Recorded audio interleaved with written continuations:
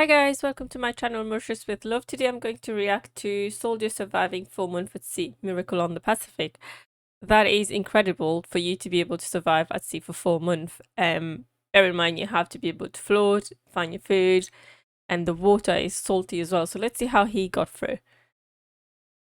Beginning to the Olympics, but when World War II came around, could this athlete turned war hero outrun death itself? This is the story of Lou Zamperini and what would come to be known as the Miracle on the Pacific. Zamperini's story began in 1917 in a humble New York residence populated by two Italian immigrants who spoke no English. Louis had an older brother named Pete and two younger sisters, but from an early age he tended to run into trouble. His strict Catholic parents kept a close eye on him, but Louis had a tendency to get into danger. Not only did he frequently scrap with bullies who picked on him for his Italian accent, but he once got nabbed by the police for stealing a beer. And then there was the time he nearly died in a house fire before the families moved to California, and the time he nearly died by falling into an oil rig. It was clear something needed to change, and the answer turned out to be sports. His father taught Louis to box, and soon he was punching back at his bullies and winning just about every fight. But maybe he enjoyed it a little too much. It wasn't going to keep him out of trouble, especially as he entered high school. But his older brother Pete had another idea. A star on the track team, he brought Louis on board, which may not have been the best thing for his own athletic prospects. It turns out Louis was fast, very fast. Instead of outrunning the cops, the younger Zamperini brother was soon outrunning the competition. By the end of his freshman year, he was soon undefeated, taking down his own brother's records and setting all-time bests for the mile. He wound up getting a scholarship to the University of Southern California, where he became a track star. But a far bigger spotlight for his running skills was beckoning. It was 1936 and America's best athletes were about to enter the biggest spotlight possible. Zamperini qualified for the Berlin Olympics on one of the hottest days of the year. You know what, after what they said how he was in his childhood, that doesn't surprise me. He was a good athlete, so yeah. In New York, in a race that saw many other racers collapse due to the triple-digit heat. To this day, he's the youngest American to qualify for the 5,000-meter race. While he didn't win the race, coming in 8th, his final lap shocked the world with a stunning 56-second time, even getting the attention of the leader of their host nation. And that's how Louis Zamperini met Adolf Hitler, the German dictator, insisting on a personal meeting. The Olympics were over, but Hitler and the war he would help launch would cast a long shadow over Zamperini's life. Zamperini returned to college, setting a national record for the fastest collegiate mile, but tensions were ramping up around the world, and it was clear war was coming. The man, nicknamed the Torrance Tornado, didn't want to wait for war to break out and potentially get drafted. So in September 1941, he enlisted in the Army Air Force. Like his running career, he blazed his way through the ranks as a second lieutenant by the time he was sent to the island nation of Tuvalu as part of the crew on a B-24 bomber Superman. Zamperini was already a sports star, but he was about to become a hero. He was soon assigned to the role of bombardier as the U.S. military moved against the Japanese-held nation of Nauru.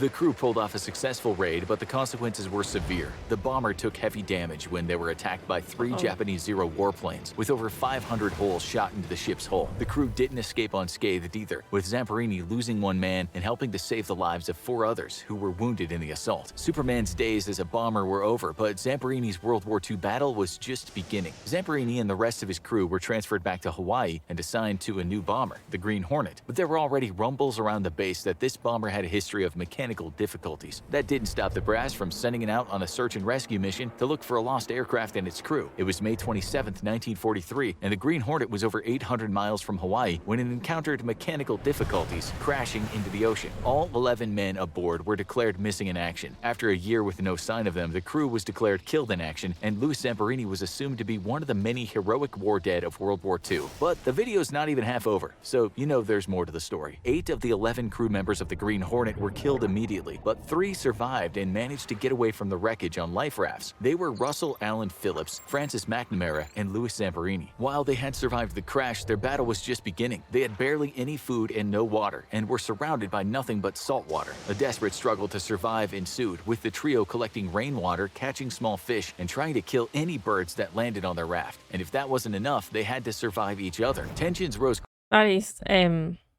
That is a challenge for you to have, like they said, you don't have fresh water, you have to survive on salt water, so you have to wait until the rain falls to get some water and then try and survive with like the fish, which is fine. I think you can catch them, but in terms of water, I think that's the main challenge not to have.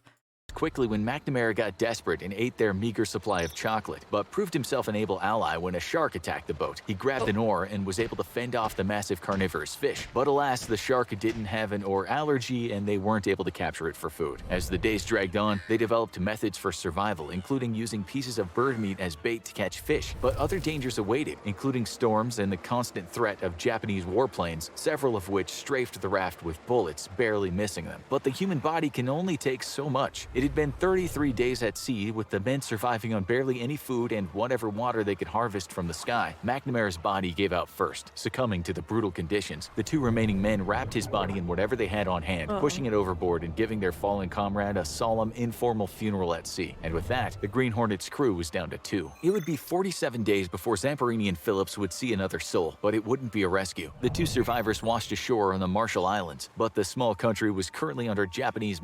As a marketing manager, you always need to know what the next thing to work on and optimize is. Oribi is the military occupation, and the American soldiers were quickly taken into custody. They were immediately subjected to the hospitality of the Japanese Empire, notorious for its harsh beatings and interrogations, often in violation of international laws governing the treatment of POWs. But they hadn't been classified as POWs, and their toughest battle was just beginning. It was just over a month when Zamperini and Phillips were transferred from the Marshall Islands to Japan, where they were taken to the notorious Ofuna camp near Yokohama. This camp wasn't for standard prisoners of war, it was for high-value prisoners, typically officers and those like pilots and submarine crew who had in-depth knowledge of military technology. Japan kept this facility mostly off the books, not classifying it as a prisoner camp and even denying access to the International Red Cross. While the official Japanese position was that it was only a temporary holding facility, the reality under its brutal commander Yokura Sashizo was very different. Life at Ofuna had one goal: to break down its captives. The first hardship was solitary confinement, of an unusual kind. Captives were housed in individual cells, and talking was strictly forbidden. Wait, who would they talk to if they were in solo cells? Under the strict supervision of guards, even talking to themselves was forbidden. The cells were bare, with no blankets and only the clothes on their back. Meals consisted of only a small portion of rice and soup. The closest thing to recreation allowed was sitting on the outside of the cell, staring straight ahead. But when the interrogations began, boredom would have been welcome. Inmates were frequently beaten and hit with wooden clubs, both during interrogation and for the slightest infraction. Guards taunted inmates that everyone thought they were dead and no one was coming for them. Another tactic was threatening executions. Soldiers were told that they would be shot immediately if they didn't answer questions. 6 inmates died at the camp, leading to the commander eventually being brought up on war crimes charges after the war. Zamperini spent over a year at Ofuna, but his fight was far from over. He would be shuffled around to other camps, including Tokyo's Omori, before being sent to his final destination, Naoetsu, a brutal camp in northern Japan. At these 2 camps, he would meet one of his most implacable enemies, the cruel prison guard Mutsuhiro Watanabe. This notorious imperial Japanese soldier was nicknamed the Bird, and he was famous for the brutal beatings he dealt out to prisoners of war. Unlike other guards, he didn't seem to care if the people he abused made it out alive, even practicing his judo moves on a man who had just undergone an appendectomy. Zamperini was famous, and that was about to come back to haunt him. As an Olympic hero, Zamperini had a high value to his captors, and Watanabe intended to use him. He wanted Zamperini to broadcast a propaganda message condemning the American war effort. When Zamperini refused, Watanabe ordered every prisoner in the camp to take turns beating him. Zamperini thought he was free of his That was harsh.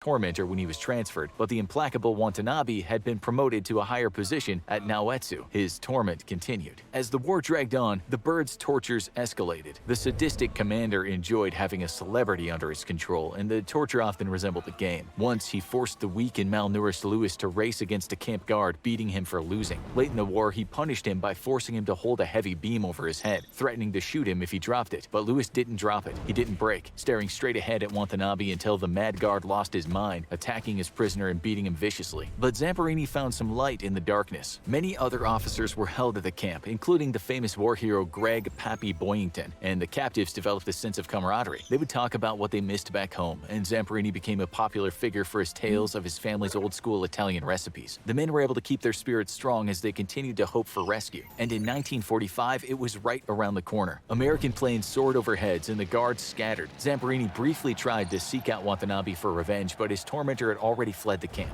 And more than a year after he had been declared dead, Louis Zamperini returned to life, being flown back to the United States to the shock of a grateful nation. That must be a relief for him when he was flown back to the States after all the torture he's been through. That's amazing.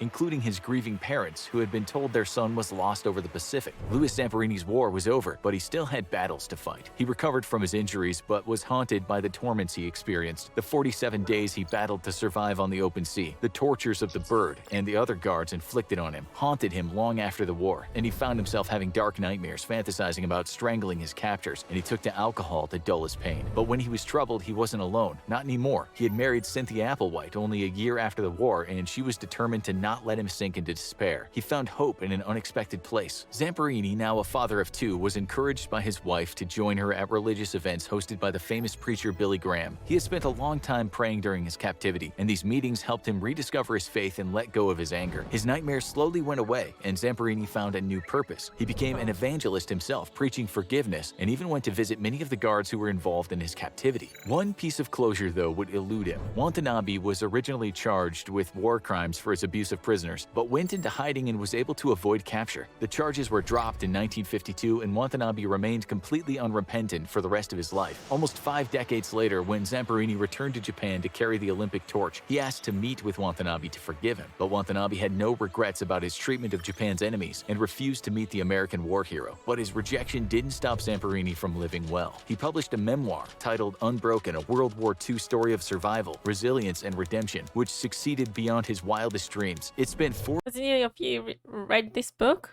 That'd be interesting to actually read it. years on the New York Times bestseller list and a shocking 14 weeks at #1. And soon Hollywood came calling. Angelina Jolie directed and the Coen brothers helped write the screenplay, and Jack O'Connell starred as Louis Zamperini's story came to the big screen, followed by a sequel that chronicled his religious journey. As for Zamperini himself, he enjoyed 55 years of marriage before his wife passed away and lived to the age of 97. His death in 2014 came 70 years after he was first declared dead in World War II. One more record he set before he went to his reward for outrunning the Grim Reaper for 7 decades. For the story of another of America's Wow. Not only has he had like a challenge to survive on sea for, I think it was over 30 days or something, but then he had the torture in the prison cells and then eventually got back to America. That was amazing, I think. What do you think, guys? Drop a comment and we'll have a chat about it, and I'll see you the next time. Hopefully you've enjoyed watching this video as well. Good night.